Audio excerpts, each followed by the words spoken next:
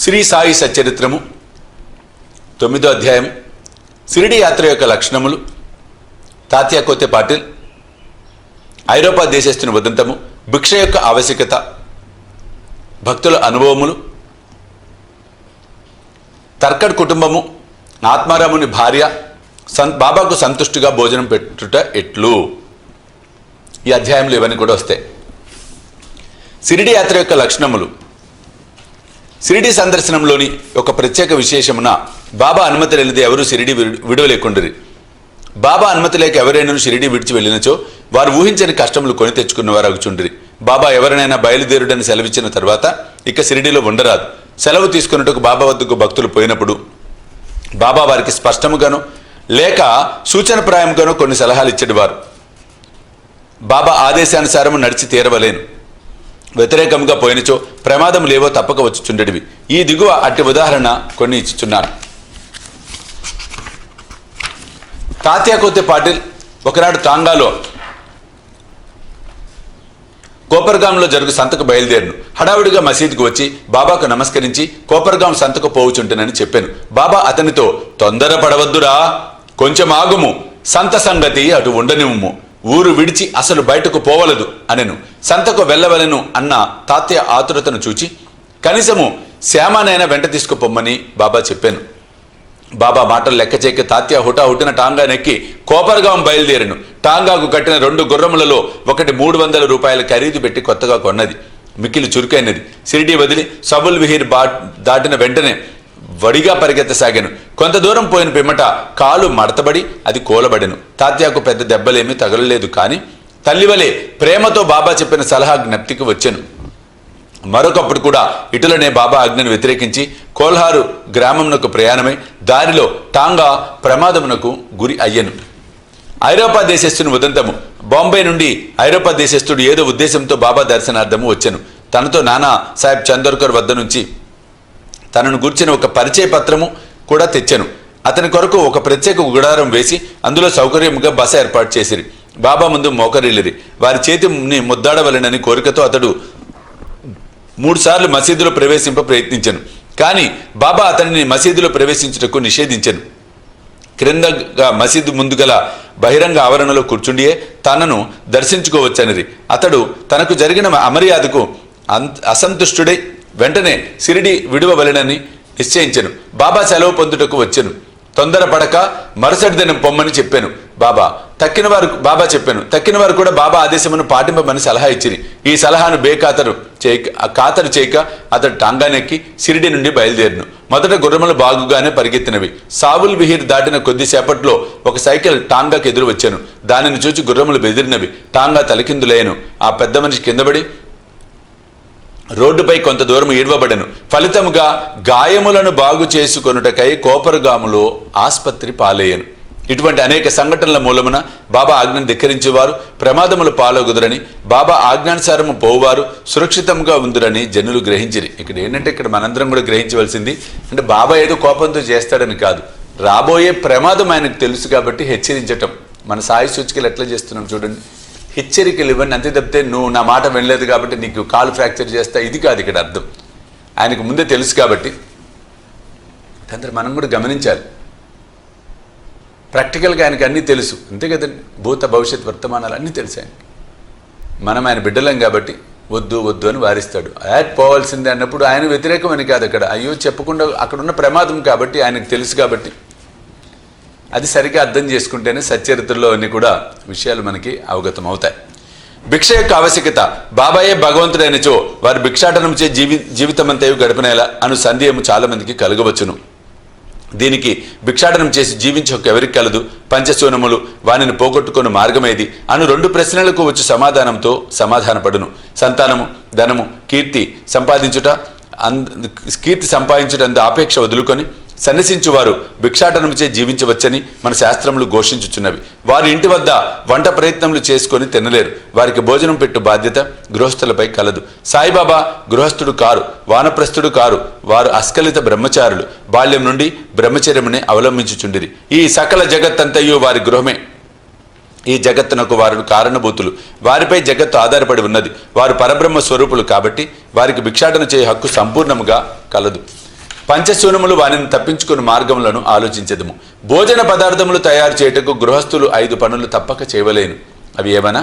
దంచుట లేక రుబ్బుట, విసురుట, పాత్రలు తోముట, ఇల్లు ఊడ్చుట, తుడుచుట, పొయ్యి అంటించుట. ఈ 5 పనులు చేయనప్పుడు అనేక క్రిమి కీటకాదులు మరణించుట తప్పదు. గృహస్థులు ఈ పాపమును అనుభవించవలెను. ఈ పాప పరిహారమునకు మన శాస్త్రాలు 6 మార్గాలు ప్రబోధించుచున్నవి. బ్రహ్మయజ్ఞము, వేదాధ్యాయము, పితృయజ్ఞము, దేవయజ్ఞము, భూతయజ్ఞము, అతిథి యజ్ఞము. శాస్త్రములు విధించిన ఈ యజ్ఞములు నిర్వర్తించినచు గృహస్థులు మనస్సు పాపరహితంలోగును. మోక్ష సాధనకు, ఆత్మ సాక్షాత్కారమునకు ఇవి తోడ్పడును. బాబా ఇంటింటికి వెళ్ళి భిక్ష అడుగుటలో ఆ గృహస్థులకు వారు చేయవలసిన కర్మను బాబా జ్ఞప్తికి తెచ్చినట్టయినది. తమ ఇంటి గుమ్మం వద్దనే ఇంత గొప్ప ప్రబోధమును పొందిన షిరిడి ప్రజలు ధన్యులు. భక్తుల అనుభవములు. శ్రీకృష్ణుడు భగవద్గీత అందు శ్రద్ధాభక్తులతో ఎవరైనా పత్రము గాని, పుష్పము గాని, ఫలము గాని, నీరు గాని సమర్పించినచో దానిని నేను గ్రహించెదను అని నుడివెను. సాయిబాబాకు సంబంధించి ఇంకా సంతోషదాయమకు విషయమేమన్నా, తమ భక్తుడు ఏదైనా తమకు సమర్పించవలెను అనుకొనినా ఏ కారణము చేతైనను ఆ సంగతి మరచనుచో అట్టివానికి బాబా ఆ విషయము జ్ఞాపకం చేసి ఆ నివేదనను గ్రహించి ఆశీర్వదించువారు.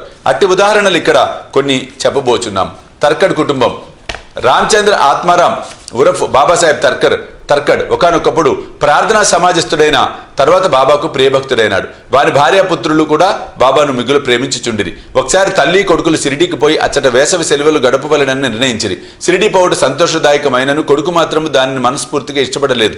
కారణమేమన్నా, తన తండ్రి ప్రార్థనా సమాజమునకు చెందినవాడు ఒకటిచే ఇంటి వద్ద బాబా యొక్క పూజ సరిగా చేయకపోవచ్చని సంశయించాను. కానీ బాబా పూజను తాను నియమానుసారం సక్రమంగా చేసేదనని తండ్రి వాగ్దానం చేయుటచే బయలుదేరాను. శుక్రవారం రాత్రి తల్లి కొడుకు బయలుదేరి షిరిడి వచ్చిరి. ఆ మరుసటి దినం శనివారం నాడు తండ్రి యొక్క తర్కడ్ పెందలకడనే నిద్రలేచి స్నానం చేసి పూజను ప్రారంభించుటకు ముందుగా బాబా పటంనకు సాష్టాంగ నమస్కారం చేసి ఏదో లాంఛనము వలే కాక తమ కుమారుడు చేయనట్లు పూజను శ్రద్ధగా తనచే చేయింపవలసినదని ప్రార్థించెను. ఆనాటి పూజను సమాప్తి చేసి నైవేద్యంగా కలకండ నర్పించెను. భోజన సమయం ముందు దాన్ని పంచిపెట్టెను. ఆనాడు సాయంత్రము, ఆ మరుసటి దినము అనగా ఆదివారం నాడు పూజ అంతయు సవ్యముగా జరిగెను. సోమవారం కూడా చక్కగా గడిచెను. ఆత్మారాముడు ఎప్పుడిట్లు పూజ చేసి ఉండలేదు. పూజ ఎంతయు కొడుకునకు వాగ్దానం చేసినట్లు సరిగా జరుగుచున్నందున సంతసించెను. మంగళవారం నాడు పూజ ఎప్పటి వలె కలిసి సలిపి కచేరీకి పోయాను. మధ్యాహ్నం ఇంటికి వచ్చి భోజనముకు కూర్చున్నప్పుడు అక్కడ ప్రసాదము లేకుండా గమనించెను. నౌకరును అడుగగా ఆనాడు నైవేద్యం ఇచ్చుట మరచుడిచే ప్రసాదము లేదని బదులు చెప్పాను. ఆ సంగతి వినగానే భోజనమునకు కూర్చున్న ఆత్మారాం వెంటనే లేచి బాబా పటమునకు సాష్టాంగ నమస్కారం చేసి బాబాను క్షమార్పణ కోరాను. బాబా తనకు ఆ విషయమును జ్ఞప్తికి తేనందున నిందించెను. ఈ సంగతులన్నింటినీ షిరిడిలో ఉన్న తన కొడుకునకు రాసి బాబాను క్షమార్పణ వేడుకొనెను. ఇది బాంద్రాలో మంగళవారం నాడు మధ్యాహ్నం సుమారు 12 గంటలకు జరిగెను. అదే సమయమందు షిరిడిలో మధ్యాహ్న హారతి ప్రారంభించుటకు ముందు ఆత్మారాముని భార్యతో బాబా ఇట్లనను, తల్లి, ఏమైనా తినవలెను అన్న ఉద్దేశముతో బాంద్రాలోని మీ ఇంటికి పోయి తిని తలుపు తాళము వేసి ఉండెను. ఎలాగో లోపల ప్రవేశించి తిని, కానీ అక్కడ తినుటకేమీ లేకపోవటచే తిరిగి వచ్చి తిని అనెను.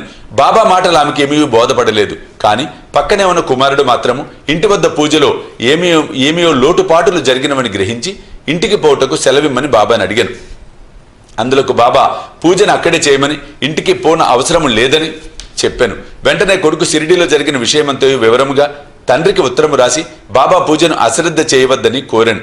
ఈ 2 ఉత్తరములు ఒకటికొకటి మార్గమధ్యమున తటస్థపడి తమ గమ్యస్థానములను చేరను. ఇది ఆశ్చర్యము కదా. ఆత్మారాముని భార్య. ఇక ఆత్మారాముని భార్య విషయము. ఒకసారి ఆమె 3 పదార్థములను బాబా నైవేద్యమునకు పెట్టుటకు సంకల్పించెను. ఒకటి వంకాయ పెరుగు పచ్చడి, వంకాయ వేపుడు కూర, దూద్పేడ. బాబా విన్నట్లు గ్రహించినో చూసేదము. బాంద్రా నివాసేగు రఘువీర భాస్కర్ పురందరే బాబాకు మిక్కిలి భక్తుడు. అతడు ఒకనాడు భార్యతో షిరిడి బయలుదేర్చుండెను. ఆత్మారాముని భార్య పెద్ద వంకాయలు 2 మిగుల ప్రేమతో తెచ్చి పురందరుని భార్య చేతికిచ్చి ఒక వంకాయతో పెరుగు పచ్చడిని, 2వ దానితో వేపుడు చేసి బాబాకు వడ్డించమని చెప్పాను. షిరిడి చేరిన వెంటనే పురందరుని భార్య వంకాయ పెరుగు పచ్చడి మాత్రం చేసి బాబా భోజనమునకు కూర్చున్నప్పుడు తీసుకుని వెళ్ళాను. బాబాకు ఆ పచ్చడి చాలా రుచిగా ఉండెను. కానీ దాన్ని అందరికీ పంచిపెట్టాను. వెంటనే తనకు వంకాయ వేపుడు కూడా అప్పుడే కావాలనని అడిగాను.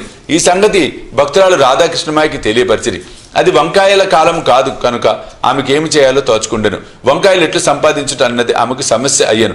వంకాయ పచ్చడి తెచ్చినదెవరని కనుగొనగా పురంధరుని భార్యను తెలియడిచే వంకాయ వేపుడు కూడా ఆమె చేసి పెట్టవలని కబురు పెడిపిరి. అప్పుడు అందరూ వంకాయ వేపుడును బాబా ఎందులో కోరిరో తెలిసిరి. బాబా సర్వజ్ఞతకు ఆశ్చర్యపోయిరి. 1915 డిసెంబర్లో గోవింద బలరాం మాన్కర్ అనువాడు షిరిడీకి పోయి తన తండ్రికి ఉత్తర క్రియలు చేయవలెను అనుకొనెను. ప్రయాణమునకు పూర్వము ఆత్మారాముని వద్దకు వచ్చాను. ఆత్మారాం భార్య బాబా కోరికేమైనా పంపవలని అనుకుని ఇల్లంతే వెతికాను. కానీ ఒక్క పేడ తప్ప ఏమీ కనిపించలేదు. ఆ పేడ కూడా అప్పటికే బాబాకు నైవేద్యంగా సమర్పింపబడి ఉండెను. తండ్రి మరణించుడిచే గోవిందుడు విచారగ్రస్తుడై ఉండెను. కానీ బాబా ఎందున్న భక్తి ప్రేమలచే ఆమె ఆ పేడను అతని ద్వారా పంపాను. బాబా దాన్ని పుచ్చుకొని తినమని నమ్మి ఉండెను. పుచ్చుకొని తినునని నమ్మి ఉండెను. గోవిందుడు షిరిడి చేరాను. బాబాను దర్శించాను. కానీ పేడ తీసుకుని వెళ్ళుట మరిచాను. బాబా అప్పటికి ఊరుకుండెను. సాయంత్రం బాబా దర్శనంకి వెళ్ళినప్పుడు అతడు పేడ తీసుకుని పోవటం మరిచాను. అప్పుడు బాబా ఓపిక పట్టక తన కొరకేమి తెచ్చినావని అడిగాను. ఏమీ తీసుకురాలేదని గోవిందుడు జవాబిచ్చాను. వెంటనే బాబా, నీవు ఇంటి వద్ద బయలుదేరినప్పుడు ఆత్మారాముని భార్య నా కొరకు నీ చేతికి మిఠాయి ఇవ్వలేదా అని అడిగాను. కుర్రవాడిదంతా జ్ఞప్తికి తెచ్చుకొని సిగ్గుపడెను. బాబాను క్షమార్పణ కోరాను. బస్సుకు పరిగెత్తి పేడను తెచ్చి బాబా చేతికి ఇచ్చాను. చేతిలో పడిన వెంటనే బాబా దానిని గుటుక్కున మింగాను. ఈ విధంగా ఆత్మారాముని భార్య యొక్క భక్తిని ప్రీతిపూర్వకంగా స్వీకరించాను. నా భక్తులు నన్నెట్లు భావింతురో నేను వారిని ఆ విధంగానే అనుగ్రహించును అని గీతవాక్యము నిరూపించెను. బాబాకు సంతుష్టునిగా భోజనం పెట్టుటే ఎట్లు. ఒకప్పుడు ఆత్మారాం తర్కడ్ భార్య షిరిడిలో ఒక ఇంటి యందు దిగాను. మధ్యాహ్న భోజనము తయారయ్యాను. అందరికి వడ్డించిరి. ఆకలితో ఉన్న కుక్క ఒకటి మరుగుట ప్రారంభించాను. వెంటనే తర్కడ్ భార్య లేచి ఒక రొట్టె ముక్కను విసిరెను. ఆ కుక్క ఎంతో మక్కువగా ఆ రొట్టెను తినను. ఆనాడు సాయంకాలం ఆమె మసీదుకు పోగా బాబా ఆమెతో ఇట్లనను, తల్లి, నా కడుపు నిండా గొంతు వరకు భోజనం పెట్టినావు.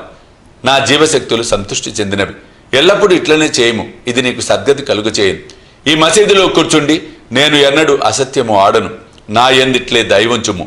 మొదట ఆకలితో ఉన్న జీవికి భోజనము పెట్టిన పిమ్మట నీవు భుజించుము. దీనిని జాగ్రత్తగా జ్ఞప్తి అందు ఉంచుకొనుము. ఇదంతా ఆమెకేమీ బోధపడలేదు. కావున ఆమె ఇట్లు జవాబిచ్చాను, బాబా, నేను నీకెట్లు భోజనం పెట్టగలను? నా భోజనం కొరకు ఇతరులపై ఆధారపడి ఉన్నాను. నేను వారికి డబ్బిచ్చి భోజనం చేయుచున్నాను. అందులోకి బాబా ఇట్లు జవాబిచ్చాను, నీవు ప్రేమపూర్వకముగా పెట్టిన ఆ రొట్టె ముక్కను తిని ఇప్పటికీ త్రేణుపులు తీయుచున్నాను. నీ భోజనమునకు ముందు ఏ కుక్కను చూచి నీవు రొట్టె పెట్టితివో అదియు నేను ఒక్కటే. అట్లనే పిల్లులు, పందులు, ఈగలు, ఆవులు మొదలగు కలవన్నీయు నా అంశములే. నేనే వాని ఆకారములలో తిరుగుచున్నాను. ఎవరైతే సకల జీవకోటిలో నన్ను చూడగలుగుదురో వారే నా ప్రియభక్తులు. కావున నేను వేరు, తక్కిన జీవరాశి అంతయు వేరు అను ద్వంద్వ భావమును భేదమును విడిచి నన్ను సేవింపుము. ఈ అమృత తుల్యముకు పలుకులు బాబా మాటలు ఆమె హృదయముకు ఎంతో కదిలించినవి. ఆమె నేత్రములు అశ్రువులతో నిండెను. గొంతు గద్గద్దమయ్యేను. ఆమె ఆనందమునకు అంతులేకుండెను. నీతి, జీవులన్నిటి యందు భగవంతుని దర్శింపుము అన్నది ఈ అధ్యాయంలో నేర్చుకునవలసిన నీతి. ఉపనిషత్తులు, భగవద్గీత, భాగవతము మొదలగునవి అన్నీ భగవంతుని ప్రీతి ప్రతి జీవి యందు చూడమని ప్రబోధించుచున్నవి. ఈ అధ్యాయం చివరి చెప్పిన ఉదాహరణ వలన ఇతర అనేక భక్తులు అనుభవముల వలనను సాయిబాబా ఉపనిషత్తుల్లోని ప్రబోధములను తమ ఆచరణ రూపమున చూపి అనుభవపూర్వకంగా నిర్ధారణ చేసి ఉన్నారని స్పష్టమగును. ఉపనిషాదాది గ్రంథములలో ప్రతిపాదింపబడిన తత్వమును అనుభవింపపూర్వకముగా ప్రబోధించిన సమర్థ సద్గురుడే శ్రీ సాయిబాబా. 9వ అధ్యాయం సంపూర్ణం. సద్గురు సాయినాథార్పణమస్తు. శుభం భవతు.